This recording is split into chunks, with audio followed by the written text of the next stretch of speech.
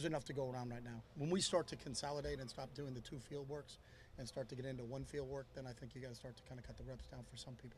We saw on Sunday when Will took, I think, all over 50 minutes for you, 11. Yeah, I wouldn't read into anything of that. I think the next day next day he may have gone with the threes. So.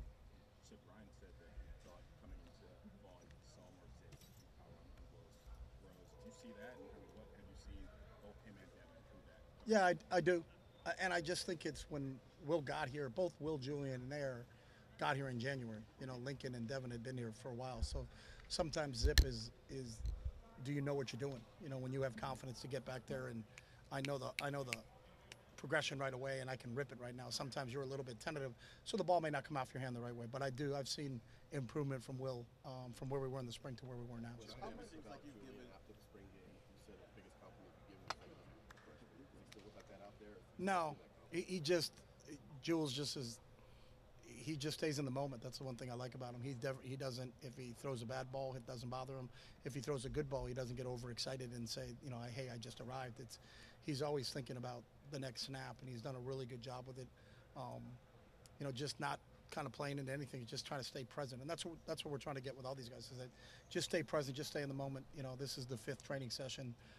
I'm not sure anybody knows what day it is right now, just because everything runs together. You don't have a day off in terms of weekends, Sunday, Mondays, or whatever it is. It's just, how do I get better in this period? And then right now, the next process is we got to go in and watch a film, and everything we just did on the field, we now got to process again. Was this a good decision? Was this a bad decision? Why did you make the decision? And then, all right, we're going to continue down this path, or no, we got to correct this. Chip, with team speed, how does it stack up with some of the better teams that you coached? You coach a lot of fast guys over the years. Yeah, I mean, this team can run. You know, there's no Noah Lyles, but I mean, he went 27.1 miles per hour. I mean, we talked about that. Coach Day showed that in the meeting. You know, talked about where he was and how he finished. There was a great lesson there. But there's a lot of guys at a lot of positions that can run. And the guys that are the most impressive to me are the big guys that can really run. You know, we got some bigger guys. Will Howard's a great example. Will went 22 miles an hour this summer at 237 pounds. So we got a bunch of guys who can move.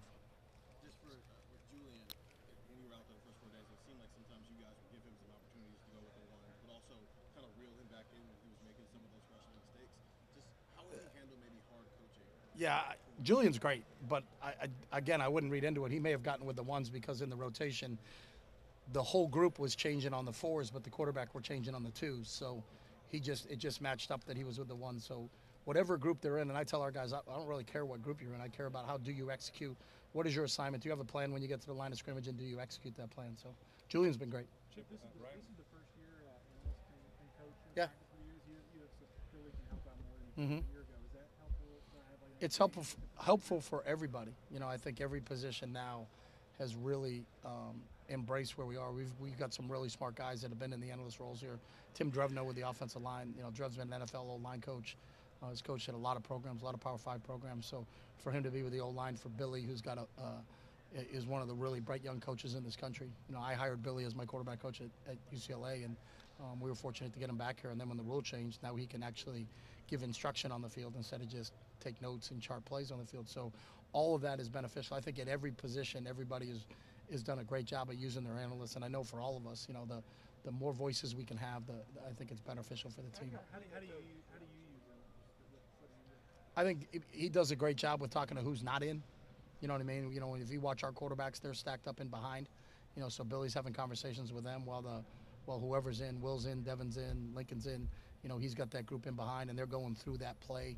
Where obviously, I don't have an opportunity while I'm watching the play and doing all that stuff. He can stand with those guys in behind and tell them what the play call is.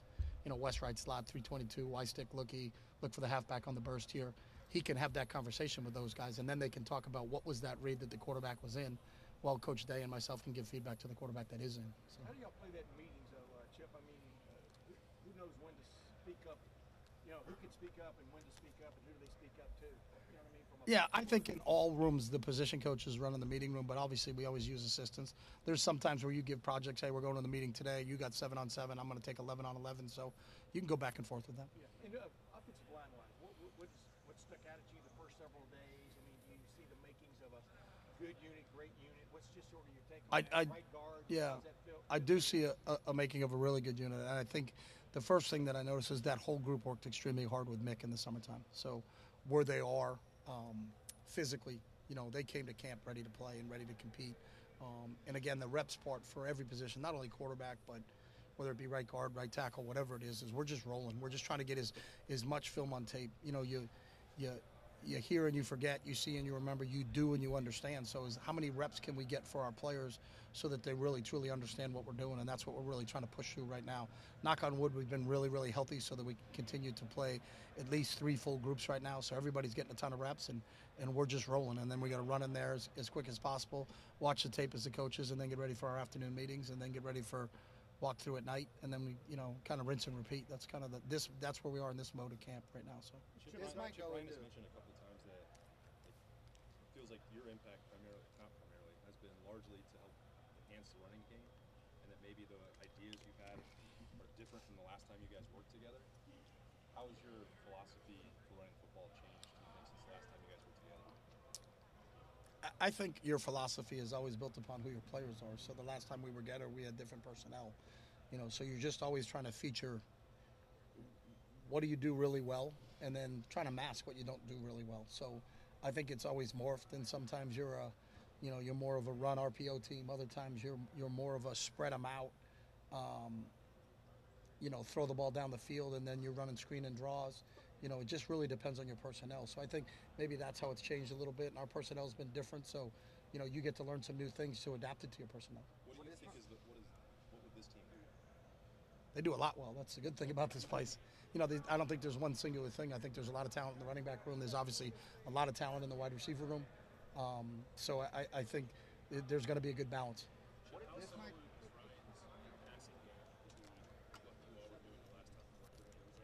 Very similar. Yeah. A lot of the same things. Most of it was just terminology. He had to change some terminology when he got here, and then I'd learn the new terminology. But because he speaks the old language, he can say, hey, you called it this, we call it this. So it's more just that than anything else. This goes more into like general. This goes into more, maybe general quarterbacking stuff. But I think we've seen Will's accuracy improve the longer he's been here. At least just watching practice and things. How much of accuracy is timing, chemistry with receivers, and how much of it is the actual technical side of your game? Well, I think a lot of that would be knowledge. So if I just got here and I've never run a play before live, I'm still trying to think the X is here, the Z is here, ball snap. I think Will has done a really good job really working on the playbook in the offseason, studying film so that he understands when there's a play call made that he knows where to go with the football. So, a lot of the accuracy things that maybe a young quarterback doesn't have is that, well, he looks like he's tentative and he's not very accurate. Well, he may not really understand the concept or the routes that we're running right now. He's got a kind of an idea, but he probably got the Cliff Notes version. Right now, he's really studied it and understands it, and I think give Will that credit. He's really done a great job of kind of putting himself in that position right now. He's really changed his body from the winter and spring when he got here. How, 14, 15 pounds, how can you see that? Yeah, I think he moves better. I mean, obviously, like I said before, he ran 22 miles an hour at 237 pounds, so you can see that in his ability to not only run faster, but I think he's got a lot more stamina. He can last longer during the course of a training session. So, really a credit to him and credit to Mick and those guys in the weight room for what they did with all of our guys in the offseason. Chip, the dynamic between you and Ryan is kind of interesting because you were his mentor and I was technically your boss. And like when I get older, I don't tell my dad how to fix a car even though I'm an adult now. If this makes sense where I'm going with it. What's the dynamic like now? Are you still a mentor even though he's your boss? Kind of what's your relationship like as you're working together? I think we're both trying to win. So I think when you're trying to win, I don't think you look at it like who's the mentor or who's the boss. It's, how do we put our players in a position to make plays, and that's the bottom line. And I think, the good thing is that we know each other so well. Like, neither of us has an ego. I don't care if it's his idea or if it's my idea or Brian Hartline's idea. And I think Brian's really sharp, and really adds a lot to what we do. Or Justin or Carlos Lockwood, who just came in. Keaton Bailey is a huge studier of the game of football and has some real good ideas. So, I think we have a bunch of people that we ask our players to be unselfish. I think as coaches, you have to be the same exact way. And I don't care if I get credit for anything. I just want to win games. And I think that's the way Ryan feels the same exact way. And, I think we're on the same page from that standpoint. So I don't think we look at it from that standpoint. You know what I mean? Kind of Couple building more off minutes that. for Chip, guys. Yeah. Ryan said at Big Ten Media Day he trusts you with his life. Whether it's mentor or mentee, just the idea of having a connection with a coach like that. How important is that? I mean, I think that's important. Obviously, I mean that's a pretty big statement, but I feel the same way. You know, I think there's a long history. We grew up in the same hometown. We've known each other for almost 40 years now, so it's not a, you know, we coached together in the NFL for 2 years and then we got back together again. So there's, you know, when you go through it, it's the same elementary school, the same junior high, the same high school, the same college. I recruited him, coached him in college. I know his family well. I know his entire family well. I think, and we're all products of the same hometown with the same coaches that coached him in youth sports, coached me in youth sports. So there's always going to be that connection. So I think that's a little bit different just because of that dynamic. From it's not just a history of 2 years together in the NFL. It's 40 years of, you know, growing up in the same hometown. So. Chip, Ryan said that he'd like to have, ideally, a quarterback starter name within the first 2 weeks. Yeah. Do you think that is on the path towards happening? That's a great question by you, and I know exactly where you're going with that. So, I don't have an answer for you. Who's your number 2 quarterback? That's a good question, too. That's a great way to phrase it. Hey, Chip, is there a difference? You know, I mean, Will reminds me of a guy who's not only able to run but willing to run as a quarterback. What does that add to, like, I guess, his worth for one of another team? Well, I think it challenges the defense. You know, when I talk to Jimmy Knowles, we spend a lot of time with our defensive staff. They do a great job of what hurts you, you know, and really what don't you want to see, you know. But when you have somebody that can be a dual threat, that's a really tough thing to defend sometimes because, all right, we're going to play 2-man and lock up these receivers and double their 2 best receivers and go. Well, if they've all turned their back to the quarterback and the 4-man rush doesn't get home and the quarterback now takes off, there's nobody left. You know, and it's not, I think, obviously we know how fast Will is, so it's not like if he runs, it's a 6-yard gain. Like if he takes off, it could be a 60-yard gain. And he had a few of those. I think he went 60 against Texas. I mean, he's had some really big runs in his career so far. So I think that's just another tool in your toolbox, but it makes you a little bit more multidimensional. You look at the trend that's gone in the NFL, a lot of those guys, can they keep plays alive and can they extend plays because of their athleticism? You know, Lamar does that, Patrick Mahomes does that, Josh Allen does that. Will's probably more like Josh just because he's a bigger guy. But it does add a dimension to your offense. Steve, I got Steve and then Cam. Okay. Does Julian have that capability too? Yeah, Julian, every quarterback in our group runs over 20. And Will runs 20, I think he went 22-1, and he was the fastest. But, like, Lincoln was 21-9. Like, Lincoln can go. Devin, obviously, we know he's got that. And Julian was over 20 this summer. Air runs at 21. So all of those guys run over 20 miles an hour. So we don't have anybody that's a statue back there. But we're also not going to run them 25 snaps a game. They're not Tim Tebow now, so we're not direct snapping it to them and running quarterback power. It's just another facet of what we can do, and that you have to account for the quarterback in the run game. Last 2 questions, Steve and then Cam. In Chicago, Ryan Day says he would trust you with